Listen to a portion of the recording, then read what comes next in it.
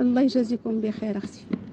راه عان بينا سيدي ربي تقريبا، شوف من نهار اللي بدا القصف وحنا عان بينا الله، ولكن الحمد لله على الاقل بعد هاد الناس تحركوا ملي جا الخطاب ديال جلاله الملك نصره الله، الله يحفظه ويطول في عمره، ديما عطيه اهتمام الجاليه المغربيه كيساندها في اي ظرف كان.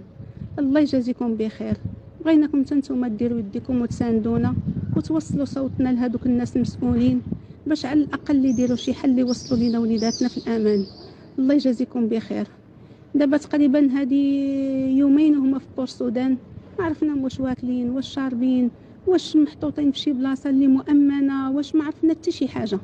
حتى شي واحد من المسؤولين مخرج وكتب واحد المقال على الاقل اللي ارتحنا فيه حنا كاباء وحنا كعائله، وحنا على الاقل يلوحوا غير شي حاجه يرتحونا بها.